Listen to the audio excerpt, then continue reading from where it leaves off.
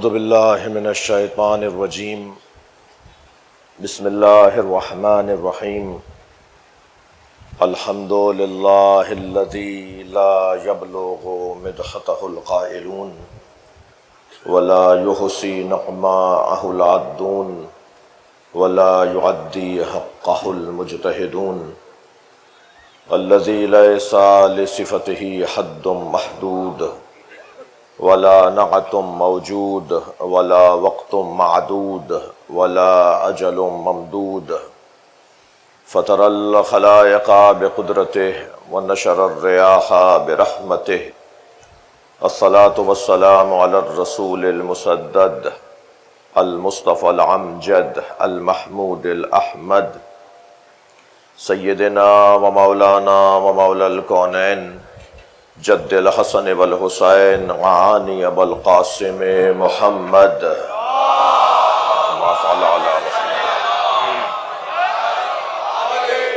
وآلہ الطیبین الطاہرین المعصومین الذین قال اللہ انما يريد اللہ لیذہب عنکم الرجس اہل البیت ویطہرکم تطہیرا اللہم صل علی وَلَعْنَةُ اللَّهِ عَلَىٰ أَعْدَائِهِمْ أَجْمَعِينَ مِنْ يَوْمِ عَدَاوَتِهِمْ إِلَىٰ قِيَامِ يَوْمِ الدِّينِ أما بعد قال الحكيم في قرآن الكريم بسم الله الرحمن الرحيم يوم ندعو كل أناس بإمامهم ومن أوتي كتابه بيمينه أولئك يقرؤون كتابهم ولا يظلمون فتيلا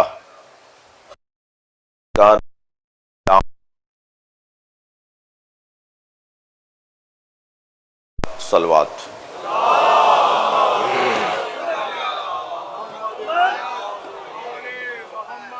اس سے بلند صلوات ہدیہ کریں اللہم صل علی محمد اس سے بھی بلند صلوات ہدیہ کریں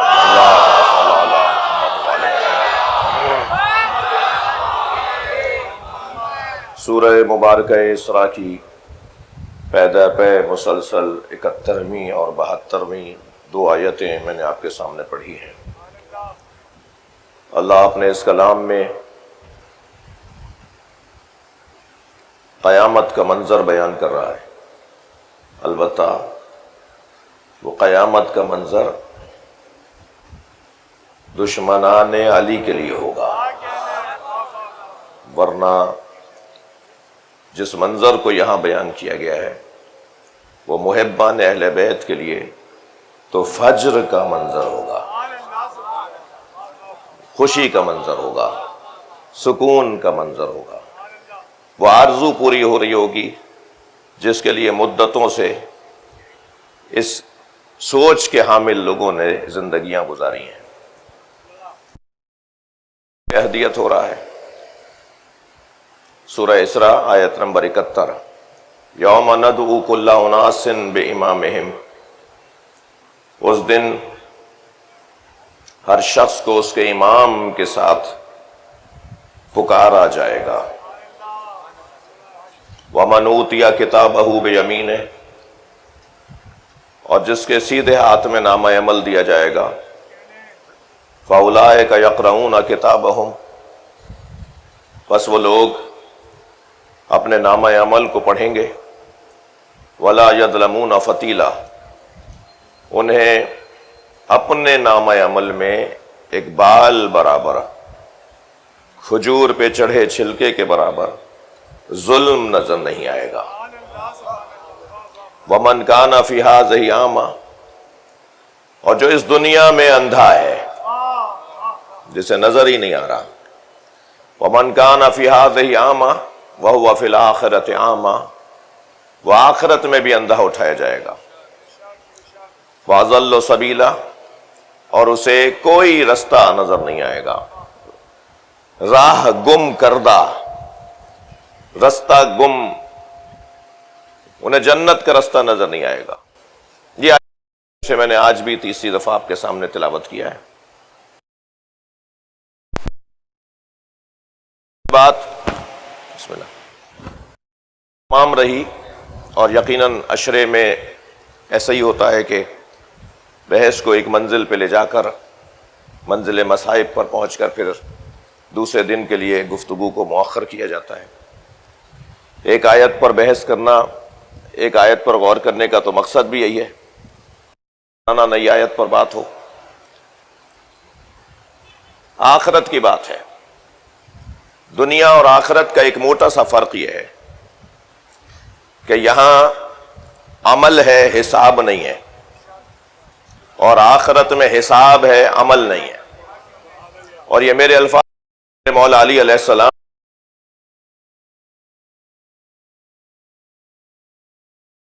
یوم یوم عمل، وقار بھائی الیوم یوم عمل لا حساب، مولا علی فرما رہے ہیں آج عمل کا دن ہے، حساب کا دن نہیں ہے. وغدن یوم حساب لا عمل، کل کا دن جو آئے گا یعنی قیامت کا جو دن آئے گا وہ حساب کا دن ہے، اس دن کوئی عمل نہیں ہوگا. یہ دنیا یعنی جہاں میں اور آپ رہ رہے ہیں، میں نے کل کی مجلس میں گزرتے ہوئے عرض کیا تھا کہ یہ دنیا دنی کی مؤنث ہے اور ہر شے اپنی ضد سے پہچانی جاتی ہے. دنی کی ضد ہے علی. اسی بنیاد پر مولا نے اپنی ضد یعنی دنیا کو 3 طلاقیں دیں. جی انتہائی پس جگہ کس معنی میں؟ ورنہ تو اس دنیا کو، اس زمین کو اللہ نے متجر اولیاء قرار دیا ہے. یعنی میں یہاں ایک بات اور بھی کہہ دوں اپنے ان محترم سننے والوں کی خدمت میں کہ دنیا کی جہاں مذمت آئی ہے وہاں دنیا کی تعریف بھی آئی ہے. ہرگز ایسا نہیں ہے کہ صرف مذمت آئی ہو، کوئی ایک حدیث، کوئی ایک آیت نہ ہو کہ جو دنیا کی تعظیم یا دنیا کی اہمیت کے حوالے سے آئی ہو. نہیں، دنیا کی تعریف بھی آئی ہے. تعریف اس زاویے سے آئی ہے کہ دنیا ہی تو تھی جس کی وجہ سے تم آزمائے گئے. محل آزمائش، امتحان گاہ. موقع کہاں ملا تمہیں اپنے آپ کو اچھا ثابت کرنے کا؟ کہاں تم نے جا کر اپنے آپ کو ثابت کیا کہ تم نیک اور پرہیزگار ہو؟ جو سبب بنی ہے تمہارے نیک اور پرہیزگار اور اچھے ہونے اور انسان ہونے کو ثابت کرنے کی، جو جگہ سبب بنی ہے وہ یہی تو دنیا ہے. لہذا اس زاویے سے دیکھیں تو یہ تعریف کے قابل جگہ ہے. موقع دے رہی ہے ہمیں، یہ ماحول بنا کر دے رہی ہے یہ ہمیں. اندھا کہے میں نابینا کو نہیں دیکھتا، یہ کون سا حسن ہے؟ کمال تو یہ ہے کہ خوب آنکھیں چلتی ہوں اور گناہوں کے لیے نہ چلتی ہوں. صلوات پڑھنے ذرا محمد و آل محمد.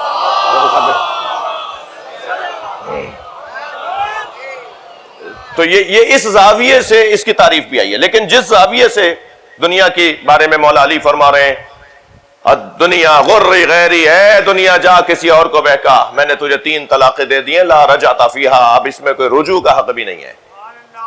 جہاں مولا فرما رہے ہیں کہ تمہاری یہ دنیا بکری کی چھینک سے زیادہ کری ہے میرے نزدیک. بکری چھینکے تو اس کا جو چھینک کی کراہت ہے، تمہاری دنیا میرے نزدیک اس سے زیادہ کری ہے. اپنی جوتیوں میں ٹانکا لگا رہے تھے. حضرت ابن عباس نے قریب آ کے مولا سے فرمایا کہ مولا شام کے گورنر کو کچھ عرصے اور رہنے دیجئے، مرکزی حکومت مضبوط ہو جائے. اچھا، یہ مشورہ کچھ دن پہلے ایران کو بھی دیا جا رہا تھا. صلوات پڑھے ذرا محمد و آل محمد.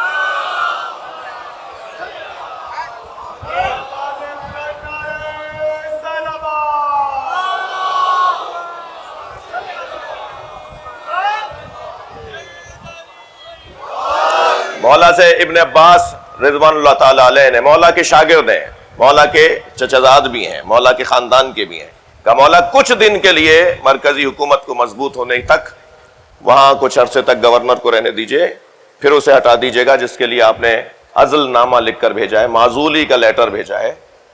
تو حضرت نے اپنی جوتیوں کو دیکھا، پھر ابن عباس کو دیکھا، فرمایا ابن عباس ان کی قیمت کیا ہے؟ یہ جو میری جوتیاں ان کی قیمت کیا ہے؟ تو حضرت ابن عباس نے فرمایا مولا اس میں تو اتنے پیبند لگ چکے ہیں، اتنے اس میں ٹانکے، اس میں اتنے جوڑ لگ چکے ہیں کہ وہ خریدے گا ہی نہیں. حضرت نے فرمایا جو میری جوتی تمہارے نزدیک قیمت کی حامل نہیں ہے، جس کی کوئی قیمت نہیں ہے، یہ جوتیاں تمہاری دنیا سے زیادہ عزیز ہیں مجھے. سبحان اللہ. بھائی یہیں ایک جملہ اور ہدیہ کرنے کو دل کر رہا ہے. ہم مجلس میں سب جوتیاں اتار کے بیٹھے ہیں نا, یہ اس وقت سب مجلس میں شخصیات, آپ سب مومنین عزادار سب جوتیاں اتار کر آئے نا. مولا علی نے جوتیوں کا نام دنیا رکھا ہے.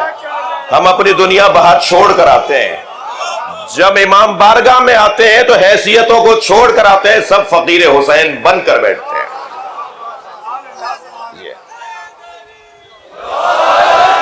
جی یہ جو دنیا کی مذمت میں مولا فرما رہے ہیں, یہ دنیا اس زاویے سے دیکھا جائے, حب الدنیا راس کل خطیۃ. معصوم فرما رہے ہیں دنیا کی محبت ہر برائی کی جڑ ہے, ہر برائی کی جڑ دنیا کی محبت ہے. کبھی غور کیا کہ کس مزاج نے کربلا میں امام حسین کو شہید کیا ہے؟ فرد تھوڑی قتل کرتا ہے. یہ یزیدیت اور یزید کا کیا فرق ہے؟ مارا تھا یزید کی حکومت نے, لعنت ہم یزیدیت پر بھیجتے ہیں. جی ہم آواز لگاتے ہیں نا, اب یزیدیت, آپ کہتے ہیں مرد آباد.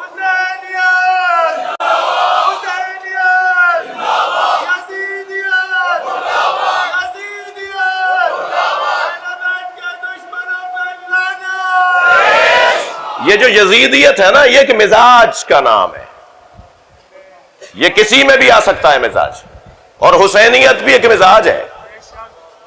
کربلا میں امام حسین نے جان دی ہے, مگر ایک مزاج کی وجہ سے جان دی ہے, ایک سیرت کی وجہ سے, ایک کیفیت کی وجہ سے جان دی ہے. اور وہاں ظلم ہوا ہے تو وہ ایک وجہ ہے, اس کے پیچھے ایک سبب ہے. وہ مزاج یزیدیت جس کو کہلاتا ہے, کہلائے گا وہ مزاج, وہ مزاج کیا ہے؟ کربلا میں امام حسین کو دو کمزور مزاج لوگوں نے قتل کیا ہے, دو مزاج رکھنے والوں نے امام کو شہید کیا ہے. وہ کبھی بھی آ سکتا ہے. کوئی دل آزاری اور رسم اور رواج توڑنے کی بات نہیں کر رہا. ممکن ہے کہ آپ کو بظاہر شیعہ نظر آئے مگر مزاج میں حسینی نہ ہو, اور ممکن ہے آپ کو کوئی سنی نظر آئے اور مزاج میں حسینی ہو. تو میں جو کہنا چاہ رہا ہوں, اللہ کہ میری بات پہنچے. یہ کوئی ضروری نہیں ہے کہ کوئی میرے حلیے میں ہو اور کوئی ہمارے انداز کا ہو, اور خاندانی طور پر وہ ایسا ہو تو ہم کہہ صاحب یہ تو حسینی ہے. وہ کیا چیز ہے جو حسینی اور یزیدی کا فرق ڈالتی ہے؟ دو مزاج کے حامل لوگوں نے کربلا میں امام حسین کو شہید کیا ہے. ایک حب دنیا کا شکار, وہ کوفے والے, پیسہ, لالچ, دنیا, کرسی. کیا کہا عمر ابن سعد کو کہ تمہیں رے جو صوبہ ہے اس کا گورنر بنا دیا جائے گا اگر حسین کا سر لے آؤ گے. کرسی کی خاطر مارنے آیا تھا. اور جب کربلا کے میدان میں امام نے اسے آخری خطبہ ارشاد فرمایا ہے, اس سے پہلے بھی ملاقاتوں میں بھی امام نے اسی انداز سے رہنمائی اس کی کہ کسی طرح یہ ہدایت پا جائے, کسی طرح یہ باز آ جائے. مگر آخری خطبے میں بھی حضرت نے فرمایا کہ تجھے کہا گیا ہے نا کہ رے کی حکومت, رے کی گورنری تجھے ملے گی مجھے مارنے کے بدلے میں, تو میں تجھے بتا دوں کہ وہاں تجھے رے کے گندم کے دانے بھی نہیں ملیں گے. رے جو صوبہ ہے اس میں جو گندم اگتا ہے, اس رے کے گندم کے دانے بھی تجھے نہیں ملیں گے میرے مارنے کے بعد. تو کہنے لگا مجھے جو کافی ہے. دیکھیے ایسے آنکھوں پہ پردہ پڑتا ہے. تو حضرت نے فرمایا سن, تجھے جو کے دانے بھی نہیں ملیں گے, میرے قتل کے بعد تجھے زندان میں ڈالا جائے گا. معزول کر دیا تھا, ملنے کو تیار نہیں ہوا تھا یزید, سزا کا اعلان کر دیا تھا اس کے لیے. لہذا ایک حب دنیا کا شکار, یہ بہت خطرناک بیماری ہے. جوانوں میں آپ سے بات کر رہا ہوں, علی والوں سے بات ہو رہی ہے. شخصیات تشریف فرمائے تو ایک جملہ کہہ دوں, بڑی گاڑی میں بیٹھنا آپ کے لیے اور اپنے لیے کہہ رہا ہوں, اچھے گھر میں رہنا, مہنگے کپڑے پہننا دنیا داری نہیں ہے. اچھے گھر میں رہنا دنیا داری نہیں ہے، جھونپڑی میں رہنے والے کو ذلیل سمجھنا یہ دنیا داری ہے۔ مہنگی گاڑی میں بیٹھو مگر پیدل چلنے والے کو بھی آدمی کا بچہ مانو، اسے بھی اہمیت، اس کو بھی احترام دو، یہ ہے دنیا داری سے بچنا۔ اللہ نے پیسہ دیا ہے، اچھے کپڑے پہنو مگر پھٹے ہوئے کپڑوں میں کسی کو دیکھ کر اسے ذلیل مت سمجھنا۔ بس یہ اپنے آپ کو اگر کنٹرول میں رکھ لوں کہ میں ان ساری نعمتوں کے باوجود جس کے پاس یہ نعمت نہیں ہے اسے حقیر اور ذلیل اگر نہیں سمجھ رہا تو میں دنیا دار نہیں ہوں۔ اچھا، بعض لوگوں کی دنیا تو وہ ان کی جوتیاں ہوتی ہیں، وہ ان کے کپڑے ہوتے ہیں، حتیٰ بعض ہر شخص کی دنیا اپنی ہے، کسی کی سائیکل ہی اس کی دنیا ہوگی، کسی کا ٹھیلا ہی اس کی دنیا ہوگی۔ یہ ضروری نہیں ہے کہ دنیا یعنی ہر ایک کی دنیا علیحدہ ہے، ہر ایک کی دنیا علیحدہ ہے۔ بعض فقیروں کی دنیا ان کا کشکول ہوتا ہے، ہاں کشکول، فقیر جو لیے ہوئے ہے وہ کشکول اس کی دنیا ہوتی ہے، اس کے بغیر گزارا نہیں ہے۔ بس ہر وہ چیز جو میری ذات کی مجبوری بن جائے وہ دنیا ہے، اور جس چیز سے جب چاہوں ہاتھ اٹھا لوں یہی میرا زہد ہے۔ صلوات پڑھ لیں محمد و آل محمد۔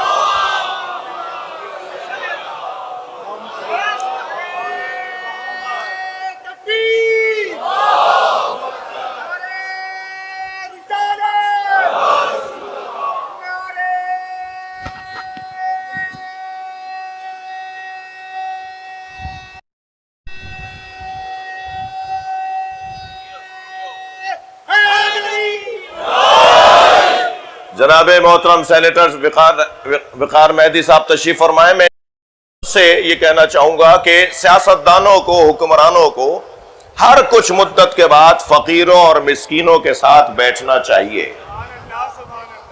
اور جو ایسا کرتے ہیں وہ کامیاب بھی ہیں۔ یہ فقراء اور مساکین کے ساتھ بیٹھنے کا کیا فائدہ؟ کیوں بیٹھنا چاہیے؟ اس لیے کہ انہیں احساس ہوگا کہ ان کی زندگیوں میں کیا مشکلات ہیں، اور پھر انسان اپنے آپ کو قابو میں رکھے گا کہ نہیں ہم اسی ماحول میں رہتے ہیں، اسی دنیا میں رہتے ہیں، ہمارے ماحول میں ایسا ہو رہا ہے۔ میں کسی بات کی طرف اشارہ نہیں کر رہا، لیکن ہمارے یہاں ایک کیفیت ہے ایک مدت سے پاکستان کے اندر کہ حکمرانوں کو کسی کو نہیں پتا ہوتا کہ صبح جو دن آنے والا ہے ہماری حکومت بھی رہے گی یا نہیں رہے گی۔ اب یہ کس وجہ سے ہے میں اس پہ بات نہیں کر رہا، مگر یہ جو کیفیت ہے نا کہ دوسرا دن ہماری حکومت کا رہے گا یا نہیں رہے گا، یہ کیفیت بھی غنیمت ہے۔ اس لیے کہ کم سے کم اپنے قابو میں تو رہو، کہ کیا معلوم کہ یہ جو آج اختیارات ہیں وہ کل باقی نہ رہیں۔ بات روشن ہے؟ یہ جو دنیا ہے نا میرے عزیزو، یہ دنیا واہمات کی جگہ ہے، توہمات کی جگہ ہے، دھوکوں کی جگہ ہے، فریبوں کی جگہ ہے، ملمہ کاریوں کی جگہ ہے کچھ اور، نظر کچھ اور آتا ہے، مگر آخرت ایسی نہیں ہے۔ یہاں ہم اپنا اختیار استعمال کریں گے لیکن آخرت میں اختیار چلے گا، وہاں ہم اپنی پسند سے لائنیں تبدیل نہیں کریں گے، توجہ ہے؟ وہاں ہم اپنی پسند سے گھر نہیں بدلیں گے، وہاں ہم اپنی پسند سے اپنے مولا، اپنے مرشد، اپنے پیر نہیں بنائیں گے۔ وہاں جو تم نے دنیا میں کیا ہوگا وہی ملے گا۔ لہذا قیامت کا جو منظر ہے بڑا حسین منظر ہے۔ میں نے کل کی گفتگو میں ایک اصطلاح استعمال کی تھی، اسے ذرا دوبارہ صرف تکرار کر رہا ہوں تاکہ کل کے دوست مضمون کے ساتھ متصل ہو جائیں۔ یہ جو دعوت ہے نا، یوم ندعو کل اناس بامامہم، قیامت کے دن ہر شخص کو اس کے امام کے ساتھ اٹھایا جائے گا۔ یہ جو دعوت ہے یہ دعوت قیامت میں تکوینی ہے اور دنیا میں تشریعی ہے۔ دعوت کی دو قسمیں ہو گئیں، بلانا، پکارنا۔ اللہ پکار رہا ہے یا نہیں پکار رہا کہ نماز پڑھو، روزہ رکھو، حج کرو، نیکیاں کرو، برائیاں نہیں کرو، یہ اللہ کہہ رہا ہے نا، مگر کوئی ایسا کر رہا ہے، کوئی ایسا نہیں کر رہا، تو اختیار چل رہا ہے یہاں پر۔ یہاں پر تو عزیزان گرامی شریعت کا حکم ہے، کر لیا تو ثواب، نہیں کیا تو عذاب، مگر یہاں کچھ کا اس کا نتیجہ نہیں نکل رہا۔ ایک معنی سے عرض کر رہا ہوں، مگر آخرت میں ایسا نہیں ہے۔ آخرت میں مجال نہیں کسی کی کہ وہ اپنی پسند سے کچھ کر لے۔ جی قرآن مجید میں ایک لفظ بار بار استعمال ہوا ہے اور وہ لفظ ہے من۔ میم نون من، یہ ہماری اردو والا من نہیں ہے جو وزن کے بارے میں استعمال ہوتا ہے. من، وہ من یعنی وہ. قیامت کے دن پروردگار عالم نے 4 جگہ من کا لفظ اتنا حسن کے ساتھ استعمال کیا ہے، وہ اپنے اختیار کا استعمال کر رہا ہے. ارشاد ہوتا ہے لا یشفعون الا من لہو الرحمن. قیامت کے دن کوئی کسی کی شفاعت نہیں کرے گا مگر جسے رحمان اجازت دے گا. اب یہ رحمان جسے اجازت دے گا، یہ گنجائش اللہ نے دے دی. ان لوگوں کو جواب دے دیا جو یہ کہتے ہیں کہ شفیع کوئی نہیں ہوگا، شفاعت کوئی نہیں کرے گا، قیامت میں کسی کی کوئی شفاعت نہیں چلے گی. قرآن کہہ رہا ہے الا من ارتضی من رسول. کچھ ہے کہ جو قیامت میں شفاعت کریں گے. یہ من ایسے ایک اور جگہ استعمال ہوا لا یتکلمون الا من اذن لہ الرحمن. جی قیامت میں کسی کو بولنے کی اجازت نہیں ہوگی، گونگے ہو جائیں گے سب. مجال ہے جو زبان چلا سکے. الا من اذن لہ الرحمن، مگر جسے رحمان بولنے کی اجازت دے گا. اب اس کا مطلب یہ ہے کہ اجازت دے گا. بولنے کی جسے اجازت دے رہا ہے اس من کو تلاش کرنا. یعنی اب قیامت میں اللہ کی مرضی سے ہوگا. یہی تو آنے کا کہ اس دنیا میں تشریعی طور پر مولا بنایا، آخرت میں تکویناً یہ ہمارے آقا ہیں. نہ اس دنیا میں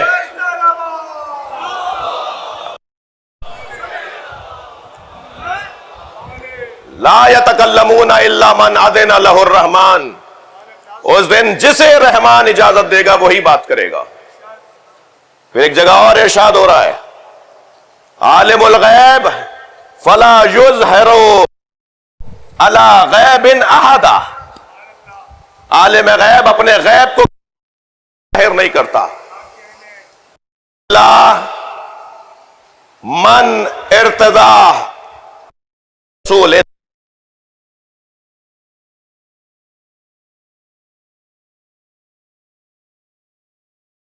زیادہ بہتر ہے اللہ اپنے غیب کو کسی پر ظاہر نہیں کرتا، مگر اللہ اپنے غیب کو اس پر ظاہر کرتا ہے جسے مرتضی بنا دیا ہے. صلوات پڑھ لیں محمد و آل محمد.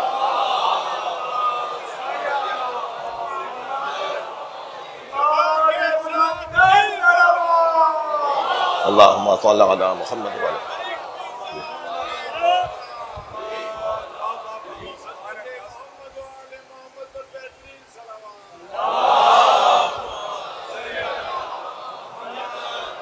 ایک اور آیت ہدیہ کرنے کو دل کر رہا ہے.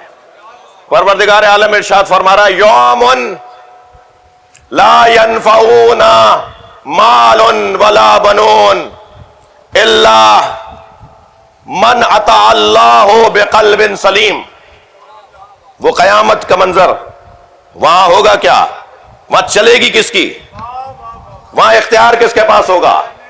وہ اختیار تام رکھنے والا اللہ وہاں اعلان کر رہا ہے کہ وہاں میں کچھ لوگوں کو اختیار دوں گا. بھائی یہی تو ہم ایک مدت سے پکار رہے ہیں کہ انہیں یہاں مانو کہ جن کی وہاں چلے. اللہ کرے میری بات جائے. صلوات پڑھے ذرا محمد و آل.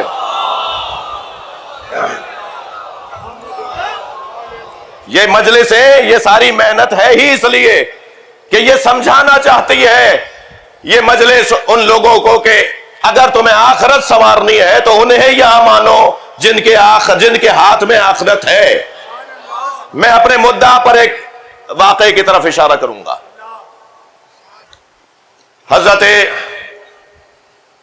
ابو ایوب انصاری رضی اللہ تعالیٰ عنہ رضوان اللہ تعالیٰ علیہ خانہ کعبہ کا طواف کر رہے ہیں. طواف کے درمیان ایک شخص نے آ کر کہا کہ گورنر مکہ بھی مطاف میں ہے. انہوں نے کہا ہوتا ہو. سن لیا آپ نے ایسے ہی جلدی. انہوں نے کہا ہوتا ہو. تو پھر اس نے کسی نے آ کے کہا اچھا ایسا ہوتا ہے. پھر اس نے کسی اور نے آ کے کہا کہ حضور گورنر مکہ بھی خانہ کعبہ کا طواف کر رہا ہے اور آپ کے ساتھ مطاف میں ہے.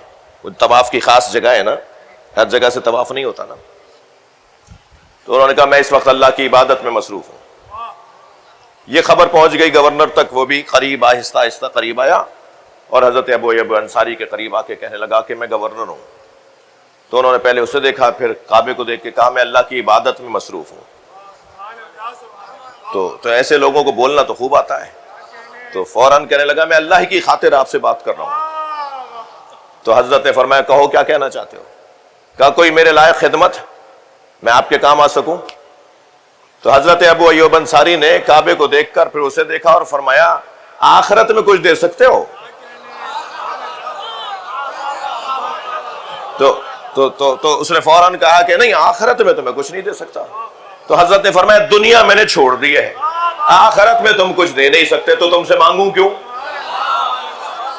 بھائی یہاں ایک فیصلہ ہو گیا، آخرت میں جو دے سکتا ہو دنیا میں اس سے مانگا جائے گا. لہذا یا علی مدد یہ عین توحید ہے.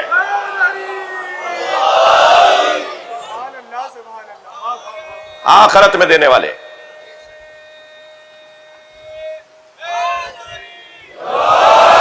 آخرت میں دینے والے مل کر جی اب وہاں کیا ہوگا؟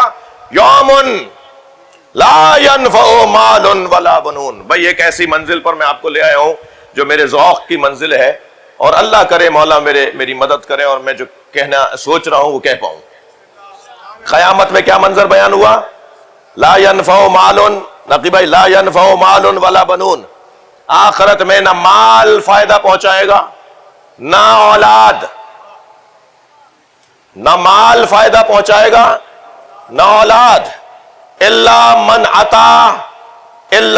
عطا اللہ بقلب سلیم، مگر جسے اللہ نے دنیا میں قلب سلیم بخشا ہوگا اس کا مال بھی وہاں کام آئے گا، اولاد بھی. یہی مطلب ہوا. اللہ کا یہی مطلب ہوتا ہے. اللہ کا لفظ لگ کر جو پچھلا حکم ہے اسے مکمل بدل دیا جاتا ہے. لا فتح، کوئی جوان ہی نہیں ہے.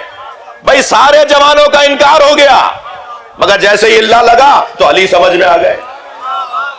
اللہ علی. اب یہ اللہ کا ایک بڑا حسین منظر ہے. لا الہ، یہاں اگر رک جائیں تو کوئی بھی اللہ نہیں ہے، مگر اللہ لگ کر کہا الا اللہ، تو جو اس سے پہلے بیان ہوا وہ مکمل تبدیل ہو جائے گا. اچھا ایک اور آیت بھی ہدیہ کرنے کو دل کر رہا ہے. لا يحب اللہ الجہر، توجہ ہے، لا يحب اللہ الجہر بالسوء من القول. اللہ کو اونچی آواز میں کوئی ایسی بات جو کسی کو ناگوار گزرے پسند نہیں ہے. کیا کر رہے ہو مائک پر؟ یہ جلوس کہاں لے کے جا رہے ہو؟ اللہ کہہ رہا ہے لا يحب اللہ الجہر بالسوء من القول. اونچی آواز میں کوئی ایسی بات، جہری آواز جو کسی کو ناگوار گزر رہی ہے، لا يحب اللہ، اللہ کو پسند نہیں ہے. مگر اللہ آ گیا، اللہ من ظلم، مگر جس پہ ظلم ہوا ہے وہ اونچی آواز میں بات کرے چاہے کسی کو ناگوار گزرے، اللہ کو پسند ہے. لا مجھے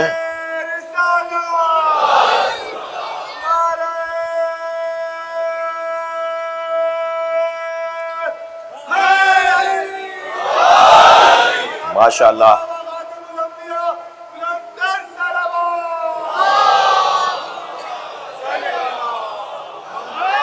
بھائی بات جا رہی ہے تو ذرا گردن ہلاتے رہنا.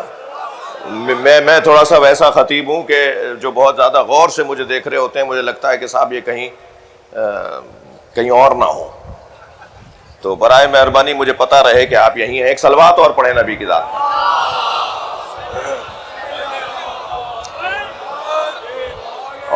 اور بر صغیر کی مجالس کا اپنا ایک رنگ ہے، اپنا ایک انداز ہے، اپنی ایک تہذیب ہے، اور آپ کی توجہات میرے ساتھ ہیں. میں اس کا بہت بہت زیادہ ممنون اور متشکر ہوں. مگر آیت بڑی حسین میں نے آپ کو سنا دی ہے، اور پڑھنے کا ثواب مجھے ملا اور سننے کا ثواب آپ کو ملا. ارشاد ہو رہا ہے کہ یوم لا ينفع مال ولا بنون. وہ دن ہے کہ جس دن نہ مال کام آئے گا اور نہ ہی اولاد کام آئے گی. یوم یفر المرء من اخی ہے و ابی ہے و امہ و بنی ہے. اس دن ماں بیٹے سے منہ چھپا رہی ہوگی، بھائی سے منہ موڑ رہا ہوگا، وہاں کسی کا مال اور کسی کی اولاد، یہ رشتے ختم ہو جائیں گے بھائی. یہ جو آپ کے یہاں بھائی ہیں نا، یہ بھائی تو ہیں مگر وہاں رشتے کی بنیاد پر کوئی کام نہیں آئے گا جی. یہ رشتے سب ختم ہو جائیں گے. یہ جو محترمہ آپ کے ساتھ جڑی ہوئی ہیں اہلیہ کے عنوان سے، یہ وہاں اہلیہ نہیں رہیں گی جی. اب خواتین بھی تو مجلس سن رہی ہیں، کہیں وہاں سے پرچی نہ آ جائے مولانا بد دعا مت دیجئے، ہم بھی نہیں رہنا چاہتے، یہیں برداشت کر لیا کافی نہیں ہے. تو یہ ضروری نہیں ہے کہ جو یہاں زوجہ ہے، جو یہاں شوہر ہے، وہ وہاں بھی زوجہ اور وہاں بھی شوہر رہے، ایسا نہیں ہے. جو رشتہ یہاں کا ہے یہ مادی رشتہ ہے، یہ دنیاوی رشتہ ہے، آخرت میں یہ قائم نہیں رہے گا. صرف ایک جوڑا ہے جو وہاں چلے گا، صرف ایک جوڑا ہے جو وہاں باقی رہے گا، صرف ایک میاں بیوی ہے جو وہاں بھی زن و شوہر رہیں گے، اور وہ ہے فاطمہ اور علی. اس کا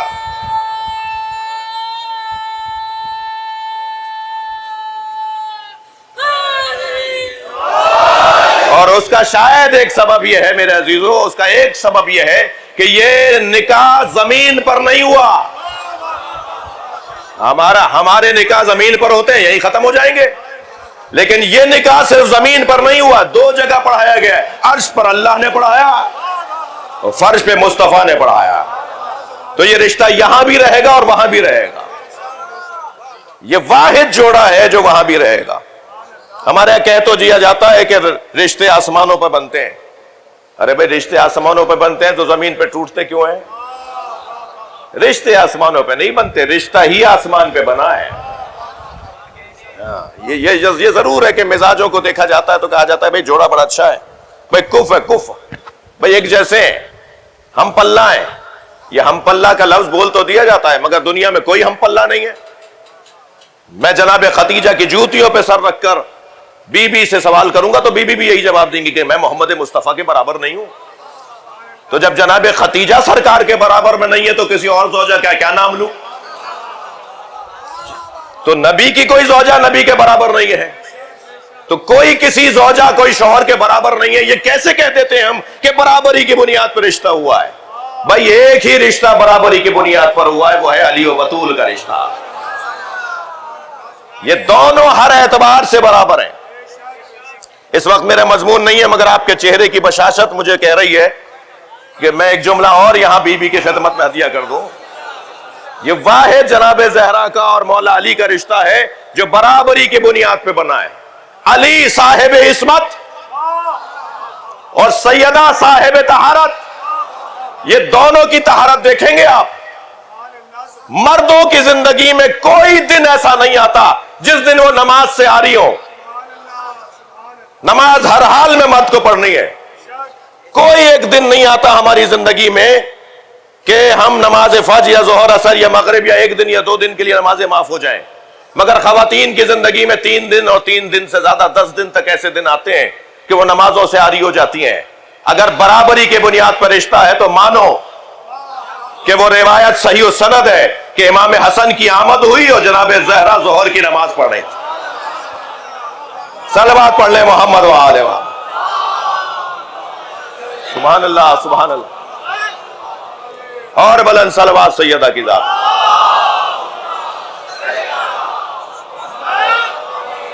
وہ بات جو میں آپ کو ہدیہ کرنا چاہ رہا ہوں وہ یہ کہ وہ دن ہے میر صاحب کہ جس دن لا ینفع مال ولا بنون، نہ اولاد کام آئے گی، یعنی نسل ہی نہیں رہے گی، نسبتیں ہی نہیں رہیں گی. وہاں نسبتیں وہ رہیں گی کہ جن کے لیے اللہ ارشاد فرما رہا ہے کہ اللہ من عطا اللہ بقلب سلیم، جنہیں اللہ نے قلب سلیم عطا کیا ہے ان کے رشتے برقرار رہیں گے. ایک منزل بیان ہے اور ایک اپنا مدعا اور اپنا عقیدہ ہے جس کی ترجمانی کرنے کی اس منبر سے کوشش کی جائے گی. دیکھیے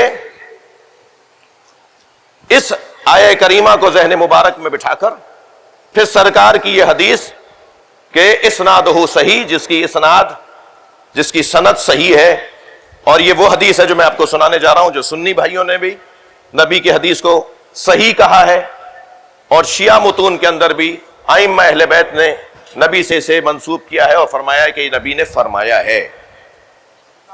فرماتے ہیں سرکار فرماتے ہیں کہ یومن وہ دن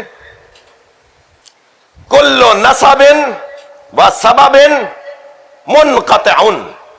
وہ دن ہے، سرکار کا فرمان سنا رہا ہوں، وہ دن ہے کہ جس دن ہر نسب اور ہر سبب، ہمارے جتنے رشتے ہیں نا یا نسبی ہیں یا سببی ہیں، انکحتو قبلتو کے ذریعے سے سببی رشتہ بنتا ہے، اور دادا پردادا اور تایا اور چاچا یہ نسبی رشتہ ہے. جی ایک رشتہ ہوتا ہے سسرالیوں سے جو رشتہ ہوتا ہے وہ سببی رشتہ ہے، سبب بنا نا انکحتو قبلتو. ایک مولانا نے کہا انکحتو، دوسرے مولانا نے کہا قبلتو. ٹھیک ہے، تو ایک سبب بن گیا، ایک رشتہ ایک گھر میں ہو گیا.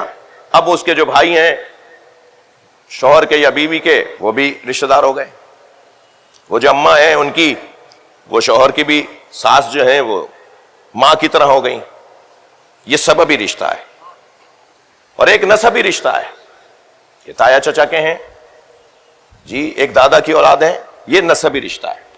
سرکار فرما رہے ہیں کہ وہ دن ہے کہ جس دن کلو نسب و سبب مقطوع منقطع ہو جائے گا.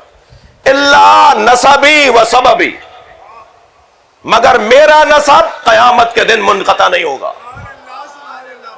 میرا نسب، میرے رشتے قیامت کے دن منقطع نہیں ہوں گے. اچھا، قیامت کے دن نبی کا رشتہ منقطع نہیں ہوگا. اس دنیا میں اگر ہم عقیدہ نہ ہو کوئی نبی کے ساتھ،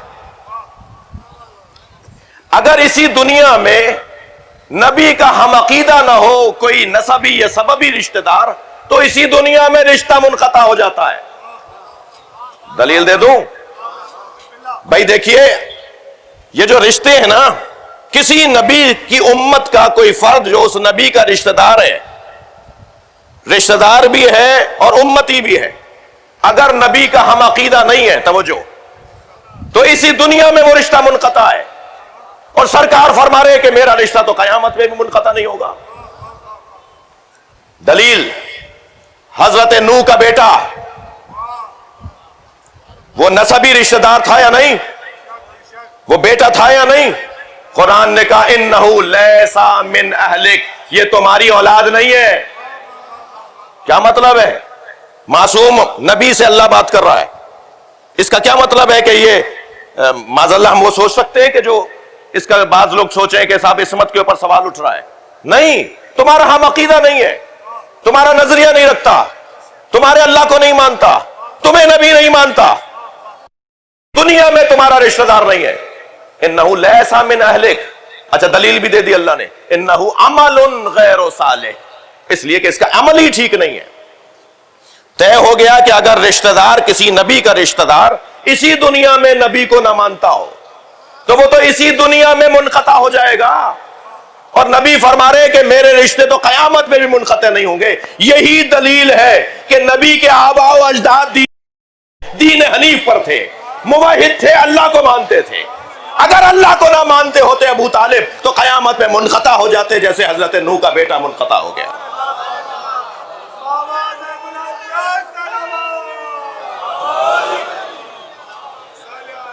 مل کر صلوات پڑھے ذرا محمد و آلہ. پھر میں محترم سننے والوں کی توجہ چاہوں گا، یہ رشتہ یہی منقطع ہو جائے گا بھائی اگر عقیدہ ایک نہ ہوا. یہ جو وابستگیاں ہیں نا، یہ جو تعلقات ہیں، یہ تعلقات 4 بنیادوں پر بنتے ہیں، جسے عاطفہ کہتے ہیں. جسے تعلق، ایک عاطفہ زوج، ایک عاطفہ قرابت ہے، بھائی بھائی کا پیار، توجہ ہے، اور ایک عاطفہ مذہبیت ہے. میرا اور آپ سے کیا رشتہ ہے؟ آپ کا مجھ سے کیا رشتہ ہے؟ ہم صرف اس بنیاد پر پیار کر رہے ہیں کہ آپ بھی یا حسین بول رہے ہیں، میں بھی یا حسین بول رہا ہوں. یہ جو دوستی ہے، یہ جو محبت ہے، یہ مذہب کی بنیاد پر ہے. اور چوتھا عاطفہ ہے عاطفہ انسانیت، ہمیں پتہ ہی نہیں ہے کون بندہ کون ہے، تکلیف میں آیا تو ہمیں بھی تکلیف ہونے لگی۔ بچے آئے ہیں، ان بچوں کو لے آئے نا، آگے لے آئے، ان بچوں کو آگے لے آئیے، چھوٹے بچے۔ آج کیونکہ حضرت علی اصغر کا دن ہے، یعنی مصائب تو ہم حضرت علی اصغر کے 6 محرم کو پڑھتے ہیں اور بر صغیر کی تہذیب یہی ہے، لیکن دنیا کی سطح پر، عالمی سطح پہ یوم علی اصغر عشرے میں جو پہلا جمعہ ہوتا ہے نا، عراق میں، ایران میں، بحرین میں، قطر میں، ہندوستان میں، اب آہستہ آہستہ کوئی 10-15 سال سے وہ یوم علی اصغر منایا جاتا ہے، عشرے میں جو پہلا جمعہ آتا ہے۔ تو یہ پہلا جمعہ آیا، یہ چھوٹے چھوٹے بچے آئے ہیں، تو انہیں ذرا جگہ دے دیجئے، تھوڑا سا آگے آ جائیے، منور بھائی تھوڑا آگے آ جائیے، بیٹھ جائیے، بٹھائیے نا، وہیں بٹھائیے، بیٹھ جاؤ بیٹا، مولانا وہیں بیٹھو، وہیں بیٹھے، بٹھائیے وہیں۔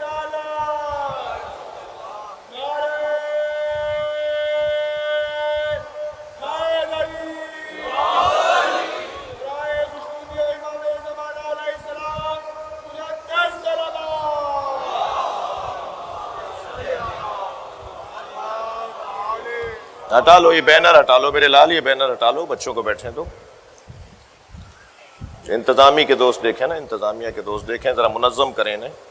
ایک اور بلند صلوات پڑھیں۔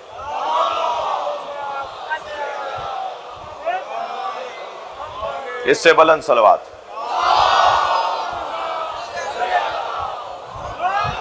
نبی نے فرمایا ہے کہ قیامت میں میرا نسب باقی رہے گا۔ جو نسب دنیا میں منقطع ہو جاتا ہو، جیسے حضرت نوح کا نسب ان کے بیٹے سے منقطع ہو گیا، تو آخرت میں اگر یہ نسب باقی رہے گا تو ماننا پڑے گا کہ نبی کے آباء و اجداد جتنے بھی نسبی اور سببی رشتہ دار ہیں وہ سب دین حنیف پر تھے، وہ سب اللہ کو ماننے والے تھے۔ میں اس بحث میں بہت دیر نہیں رکنا چاہ رہا کہ ہر قبیلے کا ایک بت تھا۔ میں طالب علم ہوں، دعویٰ کر رہا ہوں، اپنے مزاج سے ہٹ کر دعویٰ کر رہا ہوں، ہر قبیلے کا ایک بت تھا۔ کوئی بنی ہاشم کا بت ثابت کرے۔ صلوات پڑھیں ذرا محمد و آل محمد۔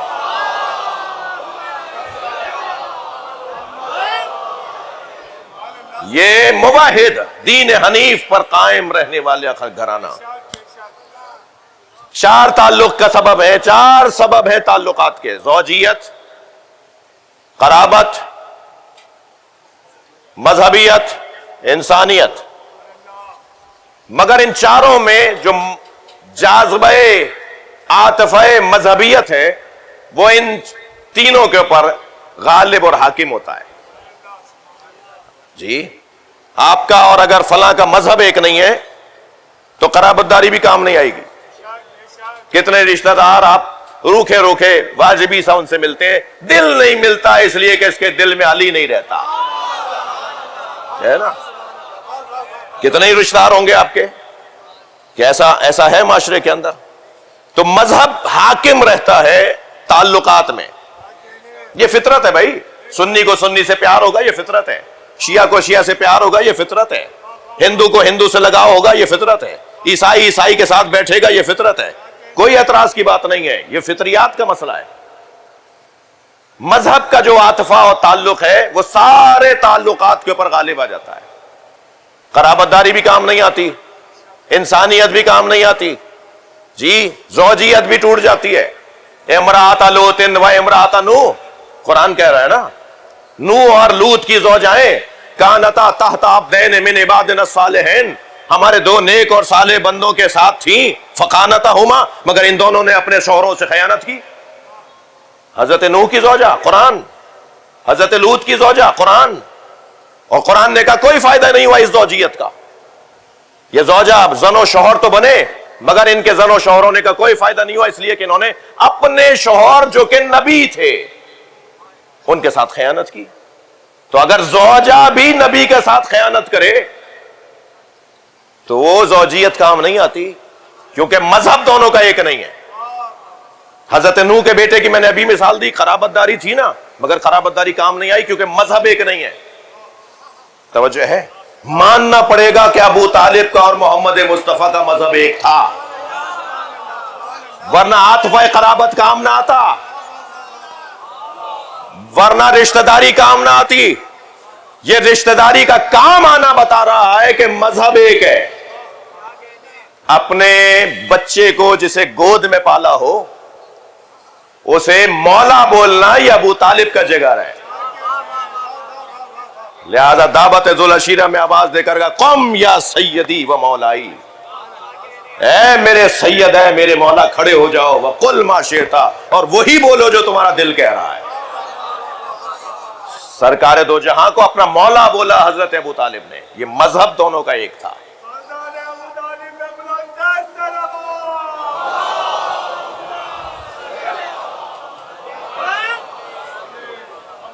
قیامت کے میدان میں بولے گا وہ جسے اللہ چاہے گا. قیامت کے میدان میں شفاعت وہ کرے گا جسے اللہ چاہے گا. قیامت اختیار کی جگہ نہیں ہے، پابندیوں کی جگہ ہے. اب تمہاری نہیں، اب اللہ کی مرضی چلے گی. اور یہ قیامت سے کچھ پہلے سے شروع ہو جائے گا کہ جب رجعت ہوگی، جب اللہ کچھ مظلوموں کو اٹھائے گا. امام حسین کی پوری دنیا پر حکومت ہونے گی. امام مہدی کی نماز جنازہ امام حسین پڑھائیں گے. رجت کے ذریعے سے مالک اشتر بھی دوبارہ آئیں گے. رجت کے ذریعے سے سارے ائمہ دوبارہ آئیں گے، اور سارے ائمہ اس کو اپنا مولا اور حاکم مانیں گے جسے حسین کہتے ہیں. اس لیے کہ میرے معصوم فرماتے ہیں کہ ہمیں امامت بتصدق حسین ملی ہے. ائمہ کو جو امامت ملی ہے نا، امام حسین کے بعد جتنے بھی ائمہ کو امامت ملی ہے وہ امام حسین کے صدقے میں ملی ہے، امام حسین کے سبب سے ملی ہے. وہ قیامت سے پہلے قیامت کے اختیارات کا اظہار ہونے لگے گا. اور پھر یہ زمین جھٹکے کھائے گی تو ایک انسان وقال الانسان ما لہا، ایک انسان ہوگا جو زمین کو قابو میں لا رہا ہوگا. وہ انسان مولا علی ہے. جی اذا زلزلت الارض زلزالہا واخرجت الارض اثقالہا وقال الانسان ما لہا. ایک انسان کہے گا زمین سے تجھے کیا ہو رہا ہے، ٹھہر آرام سے رہے. وہ انسان یومئذ تحدث اخبارہا، یہ ساری زمین کے اوپر جو کچھ ہو رہا ہوگا نا، ہوا ہوگا قیام شروع سے لے کے اور آخرت تک جو کچھ زمین پر گزرا ہوگا وہ ساری رپورٹ، ساری گزارش سنائے گی اس انسان کو. اور وہ انسان مولا علی خود فرماتے ہیں میں ہوں. سنگین باتیں ہیں، بعض لوگوں کے لیے فوراً قابل ہضم نہیں ہے، مگر کرنے کی بات ہے، گوشہ کھولنے کی ضرورت ہے. یہاں تو ٹیلی گرافی اور فہرست وار گفتگو ہوتی ہے نا، پھر اہل مطالعہ کا کام ہے کہ ذرا غور کریں کہ کیا کہا گیا تھا، کیا بولا گیا تھا. عزیزو، جس زمین پر، جس فرش پر، جس مٹی پر آپ بیٹھے ہیں نا، یہ گواہی دے گی آپ کی. یہ کل قیامت میں گواہی دے گی کہ یہ میرے اوپر بیٹھ کر حسین مولا پہ رو رہے تھے. یہ جو کیفیت ہے نا، ہم گواہ بنا رہے ہیں اس زمین کو. ایک بہت بڑا نام گزرا ہے ہمارے ہاں ابھی پچھلے سالوں تک، وہ بے قید حیات رہے اور پھر رحلت فرما گئے، آیت اللہ محمد تقی بہجت. وہ جب کسی امام بارگاہ میں کسی مجلس میں جاتے تھے نا تو جا کر ڈھونڈتے تھے سب سے پرانی جگہ کون سی ہے. ایک امام بارگاہ میں اس جگہ جا کے بیٹھے جو جس کی دیوار سب سے، پوری امام بارگاہ میں سب سے پرانی دیوار نظر آ رہی تھی. امام بارگاہ کے متولیوں نے، میزبانوں نے ان سے گزارش کی کہ آگے آ جائیے، یہاں بیٹھ جائیے. کہا نہیں، میں یہیں بیٹھوں گا. تو ان سے پوچھا اس کا سبب، تو فرمانے لگے کہ اس دیوار نے امام حسین کا ذکر زیادہ سنا ہے، میں اس کے ساتھ بیٹھوں گا تاکہ یہ میرے لیے گواہ بن جائے. یہ چھوٹے چھوٹے بچے کس کی یاد میں گھر سے نکلے ہیں؟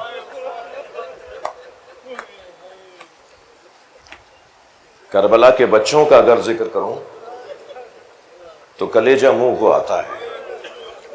بڑا حوصلہ تھا حسینی بچوں کا. بلکہ میں اگر یوں کہہ دوں کہ ان حسینی بچوں نے حسینی قربانی کو 4 چاند لگا دیے تو غلط نہیں ہوگا. جھوٹی سے جھوٹی روایت بھی کوئی نہیں لے کر آیا کہ جناب سکینہ نے کہیں شکوہ کیا ہو. بلکہ اگر کبھی پانی آیا تو پھوپھی کو پانی بڑھا کے کہا پھوپھی اماں آپ مجھ سے زیادہ پیاسی ہیں.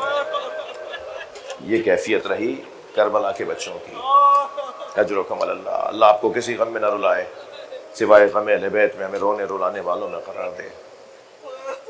جب کوئی تحریر لکھی جاتی ہے نا رونے والوں، تو تحریر کو مستند بنانے کے لیے آخر میں مہر لگائی جاتی ہے. مہر پہلے نہیں لگائی جاتی، مہر بعد میں لگائی جاتی ہے، اور وہ بھی سب کچھ لکھنے کے بعد لگائی جاتی ہے. امام حسین نے جو تحریر شہادت لکھی اس میں ایک سطر کو عباس کہتے ہیں، ایک سطر کو علی اکبر کہتے ہیں، ایک سطر اون ہے تو ایک محمد ہیں تو ایک قاسم ہے، ایک قیس ابن مسہر سیداوی ہیں، ایک ترما ابن عدی ہیں، ایک شوذب ہیں، عابس ہیں، اور پھر سب سے آخر میں آ کر اس تحریر کو مستند بنانے کے لیے مہر لگائی جسے علی اصغر کہتے ہیں. اور حضرت علی اصغر کے ذریعے سے امام نے اپنی پوری قربانی، مکمل قربانی کو مستند بنا دیا. تاریخ تو پوچھے گی نا کہ عباس نے کیا کیا تھا. تاریخ تو سوال اٹھا سکتی ہے نا کہ علی اکبر نے تمہارے کتنے مارے تھے. کوئی کہہ دے گا نا کہ قاسم نے 5 مارے تھے تب قاسم کو مارا گیا، مگر علی اصغر نے کس کو مارا تھا؟ اجرکم اللہ، اجرکم اللہ. وہ بچہ تو پیاسا تھا. مفصل مصائب 6 محرم کو پڑھوں گا. وہ تو پیاسا بچہ تھا، وہ تو اتنی دیر کا مہمان تھا کہ امام نے فرمایا چند گھونٹ پانی کے پلا دو، یہ میرا بچہ کچھ دیر کا مہمان ہے. مائیں بھی مجلس میں بیٹھی بھی ہیں، آپ کے گھروں میں بھی دودھ پیتے بچے ہیں. یہ جو اتنا بڑا بچہ ہوتا ہے نا، اسے تو صرف چند قطرے پانی کے چاہیے ہوتے ہیں، جس کے بعد وہ گویا سیراب ہو جاتا ہے. سلام ہو امام حسین کی اس کیفیت پر کہ امام حسین نے علی اصغر کے تڑپنے کو مچھلی کے تڑپنے سے تعبیر کیا ہے. اما ترونا کیف یتلظی، دیکھ نہیں رہے میرا بچہ مچھلی کی طرح تڑپ رہا ہے. اجرکم اللہ. ہو گئی مجلس عزادارو، آپ کی آنکھوں میں آنسو آ گئے. آج 3 محرم ہے. میرے مولا کا قافلہ مکے سے کربلا کی طرف 2 محرم کو پہنچا، مگر جب مقام ثعلبیہ پر میرے مولا حسین کا قافلہ پہنچا تو قیام کے بعد جب سفر کا آغاز ہونے لگا ثعلبیہ سے آگے کے سفر کے لیے، تو حضرت نے مولا عباس سے فرمایا عباس اس مقام سے پانی 2 برابر ذخیرہ کر کے چلو، جتنی ضرورت ہمیں آگے کی منزل تک کے لیے ہے اس سے دگنا پانی لے کے چلو. مولا تو مطیع فرمان مولا تھے، مگر ایک اور آواز آئی کہ مولا وہاں تک کے لیے پانی ہم نے بھر لیا ہے. کہا نہیں، وہاں تک کے لیے پانی نہیں، جتنا ہمیں ضرورت ہے اس سے 2 برابر پانی کرو. یہ حسین انتظام کر رہے ہیں کہ رستے میں ہر ملے گا اور ہر کا لشکر پیاسا ہوگا، تو ہم جو کربلا میں پیاسے مارے جائیں گے وہ کربلا پہنچنے سے پہلے لوگوں کو پیاس سے نجات دیں. اور ایسا ہی ہوا، قافلہ کچھ آگے بڑھا تو کچھ لوگوں نے آ کر امام سے کہا مولا ہمیں درخت نظر آ رہے ہیں، کھجور کے درخت نظر آ رہے ہیں. حضرت نے فرمایا عباس یہاں کوئی درختوں کی آبادی نہیں ہے، یہاں دور دور تک کوئی درخت نہیں ہے. کسی ٹیلے پہ کسی بلند جگہ پہ جا کے دیکھو یہ کیا ہے. جب جا کے دیکھا کچھ لوگ گئے آگے تک، واپس آ کے کہا مولا نیزے اٹھائے ہوئے 1000 سپاہیوں کا لشکر ہے. امام نے فرمایا ان کا استقبال کرو، یہ ہر کا لشکر ہے. جب پہنچے نا دونوں قافلے آمنے سامنے آئے ہیں، سامنے سے ہو رہے، ادھر امام حسین کا قافلہ ہے. تو حالت یہ تھی کہ حتیٰ گھوڑوں کی زبان پیاس کی شدت سے باہر آ رہی تھی. ان کے سوار گرنے پر تھے، کسی بھی وقت لوگوں کی جان دنیا سے چلی جاتی. یہ کیفیت تھی شدت عطش سے. امام نے فرمایا ان سب کو پانی پلاؤ. وہ جو میں نے پانی تم سے دگنا بھروایا تھا، ذخیرہ کروایا تھا، وہ ابھی نے پلانے کے لیے تھا. سب کو پانی پلایا. ایک راوی ہے، ایک سپاہی ہے ہور کے لشکر کا، وہ کہتا ہے کہ میرے اندر تو اتنی سکت نہیں تھی، میری آنکھوں کے آگے اندھیرا آ رہا تھا، مجھے کچھ پیاس کی شدت کی وجہ سے نظر نہیں آ رہا تھا. میں گھوڑے سے گرا، کچھ دیر کے بعد مجھے محسوس ہوا کہ کسی نے میرا سر اپنے زانو پہ لیا ہوا ہے اور مشکیزے کا دہانہ میرے منہ سے لگا کر مجھے پانی پلا رہا ہے، اور وہ پانی کبھی میرے سر پہ ڈال رہا ہے تو کبھی میرے منہ میں مجھے دے رہا ہے، مجھے پانی پلا رہا ہے. تو جب میری جان میں جان آئی اور میں نے آنکھیں کھول کے دیکھا تو حسین تھے.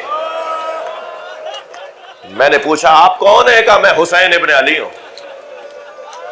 امام نے ہور کے سپاہیوں کو پانی پلایا، جانوروں کو پانی پلایا.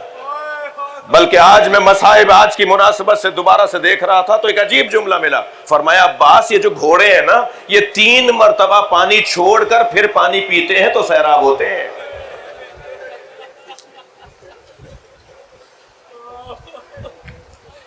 گھوڑا جانور ایک مرتبہ جب پانی پی لیتا ہے تو پھر منہ باہر نکالتا ہے، اس وقت وہ سیراب نہیں ہوتا. فرمایا جب تک یہ 3 مرتبہ نہ پی لیں اس وقت تک پانی نہیں ہٹانا. میرے مولا نے ہور کے لشکر کے سواروں کو بھی، سواریوں کو بھی پانی پلایا. اور جب یہ سب سیراب ہو گئے، ان کی جان میں جان آ گئی، تو امام اپنے ذوالجناح پہ دوبارہ بیٹھے. گھوڑے کو کہا ہے میرے راہوار چلو ہمارا سفر ابھی آگے کا ہے. کہ ایک مرتبہ ہور اپنے گھوڑے سے کودا اور آ کر امام حسین کے گھوڑے کی لگام کو اپنے ہاتھ میں لے کر گھوڑے کی لگام پکڑ کے موڑنے لگا. تو امام نے اسے غور سے دیکھ کر فرمایا ثقلت کا امک ما ترید، کیا مطلب ہے تیرا؟ تیری ماں تیرے غم میں بیٹھے. تو ایک مرتبہ مچل کے رہ گیا، کہنے لگا آپ کی ماں اگر فاطمہ زہرا نہ ہوتی تو یہ جو آپ نے مجھے جملہ کہا ہے نا، یہ جملہ میں بھی آپ کو کہتا. امام نے فرمایا ہور میں اپنی مرضی سے اپنے قافلے کو لے کے جاؤں گا. اس کا ارادہ یہ تھا کہ عبید اللہ ابن زیاد تک امام حسین کو پہنچائے. امام نے فرمایا میں اپنی مرضی سے قافلے کو لے کے چلوں گا، میں جہاں چاہوں گا جاؤں گا. مگر ہور نے پھر یہ طے کیا کہ امام کے قافلے کے پیچھے پیچھے چلے تاکہ وہ دیکھے کہ کہاں جا رہے ہیں. اسی دوران 3 صحابی جن میں حضرت ترمہ بن عدی، قیس ابن مسہر سیداوی، مسلم ابن اوسجہ، یہ تینوں امام حسین سے ملاق ہونے کے لیے آ رہے تھے. تو ہور کے لشکر نے انہیں گرفتار کر لیا. یہ خبر جب امام حسین تک پہنچی تو امام نے فرمایا عباس جا کر ہور سے کہو ہور یہ ہمارے مہمان ہیں، انہیں ہمارے حوالے کرو. کچھ دیر کے بعد، مذاکرات کے بعد، یہ تینوں امام کے اصحاب جو کربلا میں عاشور کے دن شہید ہوئے ہیں، یہ تینوں پھر امام حسین کے لشکر میں آ کے ملے. نماز کا وقت آیا، ہور کے لشکریوں نے نماز جماعت کے لیے صفیں باندھی. امام حسین مصلی امامت پر آئے. امام نے فرمایا عباس جا کے ہور سے پوچھو ہمارے ساتھ نماز پڑھے گا یا اکیلے؟ جب ہور کو جا کر کہا نا کہ مولا نے تمہیں نماز میں آنے کی دعوت دی، ہمارے ساتھ پڑھو، یہ اشارہ ہے نا. کہنے لگا فرزند زہرا نماز پڑھائے اور میں نماز سے محروم رہ جاؤں. معلوم ہے نا عزادارو امام یہ کیا کر رہے ہیں. اس کے دل میں جو ایمان کی چنگاری ہے اسے آتش ایمان میں تبدیل کر رہے ہیں. اور ہور نے آ کر امام حسین کی پیچھے نماز پڑھی. یہ قافلہ کربلا کے میدان میں آ گیا. 2 محرم کو حسین کربلا میں آ گئے. شب عاشور ہور اپنے بھائی مصعب ابن یزید ریاحی کو لے کر عمر ابن سعد کے خیمے میں گیا اور جا کے کہا کہ اے پسر سعد کل عاشور کے دن کیا حسین کو مارنا ہے؟ اس نے کہا ہاں کل حسین کو ہمیں قتل کرنا ہے. کہا اپنی رائے پر ذرا نظر ثانی کرو، یہ نبی کا نواسہ ہے. کہا نہیں مجھے تو حکومت ملنی ہے، میں تو وعدہ کر کے آیا ہوں، میں تو طے کر کے آیا ہوں، میں کل حسین کو اور حسین کے ساتھیوں کو کربلا میں قتل کر دوں گا. تو وہاں سے تو نکلے مگر اپنے بھائی کے ساتھ خیموں کے درمیان کبھی دائیں کبھی بائیں، تو تھوڑا سا علیحدہ جا کر اپنے بھائی سے کہنے لگے ذرا کان لگا کے سنو کوئی آواز آ رہی ہے؟ اجرکم اللہ، اجرکم اللہ. یہ واقعات کربلا ہیں جو معاشرے میں بیان ہوتے ہیں. کہ ذرا کان لگا کے سنو کوئی آواز آ رہی ہے؟ تو ہور کے بھائی نے مصعب بن یزید رہائی نے ہور کے بھائی نے کہا ہاں میرے کان میں آواز آ رہی ہے، کچھ بچوں کی آواز ہے جو العطش ہائے پیاس، رات کی تاریکی ہے، نصف شب ہے، یہ بچے پیاس کی شدت سے سوئے نہیں، بلکہ کوئی بچہ ہے جو اپنی ماں سے کہہ رہا ہے اماں پانی، کوئی بچہ ہے جو اپنے بابا سے کہہ رہا ہے بابا پانی۔ عزاداروں، ان بچوں میں ایک بچی ہے جو سارے پیاسے بچوں کو لیے بیٹھی ہے اور بار بار کہتی ہے کہ پانی کی ذمہ داری تو چچا عباس کی ہے نا، ذرا کل کا دن نمودار ہونے دو، میں چچا سے جا کے کہوں گی کہ ہمیں پانی پلاؤ۔ اجرکم اللہ، اجرکم اللہ، اللہ آپ کو کسی غم میں نہ رلائے، سوائے غم اہل بیت میں ہمیں رونے رلانے والوں میں قرار دے۔ تو اپنے بھائی سے کہا، اپنے غلام کو بلایا، اپنے بیٹے علی کو بلایا ہور نے، اور کہا دیکھو میں اپنے آپ کو جنت اور دوزخ کے درمیان محسوس کر رہا ہوں، یہاں جہاں ہوں یہ دوزخ کا رستہ ہے، اور جہاں سے پانی پانی کی آوازیں آ رہی ہیں وہ جنت کا رستہ ہے، میں نے تو طے کر لیا کہ مجھے دوزخ میں نہیں جانا اور میں حسین کی طرف جا رہا ہوں، تم میں سے کون ہے جو میرے ساتھ چلے گا؟ تو بھائی نے بھی بڑھ کر کہا کہ ہمیں بھی جنت میں لے جاؤ، اور غلام نے بھی بڑھ کر کہا میں بھی آپ کے ساتھ جاؤں گا، اور بیٹے نے بڑھ کر کہا بابا میں آپ کو تنہا کیسے چھوڑوں۔ جیسے ہی فجر کی اذان ہوئی، نماز پڑھی، کچھ سورج نکلنا شروع ہوا تو ہر نے کہا میرا امامہ اتار دو، اس لیے کہ امامہ عزت دار لوگ پہنتے ہیں، میں نے تو اپنی عزت وہی ختم کر دی تھی جب میں نے حسین کے گھوڑے کی لگام میں ہاتھ ڈالا تھا، میری تو عزت اسی وقت ہی ختم ہو گئی تھی جب زینب کے رونے کی آواز بلند ہوئی۔ اجرکم اللہ، اجرکم اللہ، اور کہا میرا امامہ اتار دو اور میرے ہاتھوں کو باندھ دو جیسے کوئی اسیر جا رہا ہو، اور اپنے بیٹے اور غلام کے ساتھ امام حسین کی طرف بڑھا۔ ادھر امام حسین نے آتے ہوئے کچھ لوگوں کو دیکھا تو آواز دی عباس آمادہ ہو جاؤ ہمارا مہمان آ گیا۔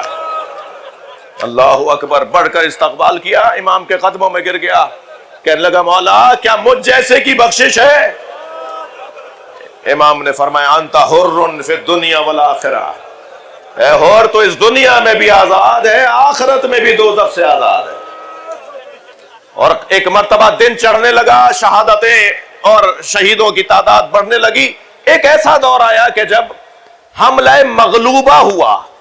یہ حملہ مغلوبہ یہ ہے کہ جب لشکر کا لشکر سے حملہ، لشکر کا لشکر پہ حملہ، اس وقت میں ہور نے بڑھ کر کہا مولا اب مجھے جانے کی اجازت ہے۔ تو ہور کے بیٹے نے کہا بابا یہ کیسے ممکن ہے کہ باپ چلا جائے اور بیٹا زندہ رہ جائے، پہلے میں جاؤں گا۔ تو ہور کا بیٹا علی ابن ہور میدان کربلا میں اجازت لے کر گیا اور خوب جنگ کی عزاداروں، ہور کے بیٹے نے شان سے دشمن کا مقابلہ کیا، مگر بالآخر زخم بڑھتے چلے گئے اور ہور کا بیٹا زمین پر گرا، اور گرتے ہوئے اس نے آواز دی بابا ہور میری مدد کرو۔ ہور گھوڑے پر بیٹھا اور اس جانب روانہ ہوا جہاں سے ہور کے بیٹے کی آواز آئی تھی، مگر گھوڑے دائیں بائیں، مغرب سے مشرق اور جنوب سے شمال، اور دھول اڑ رہی تھی اور ہور کا بیٹا ہور کو نظر نہیں آ رہا تھا۔ تو جب یہ کیفیت ہوئی نا تو ہور نے آواز دے کر کہا ہے میرے لال علی مجھے آواز دو، تم نظر نہیں آ رہے ہو۔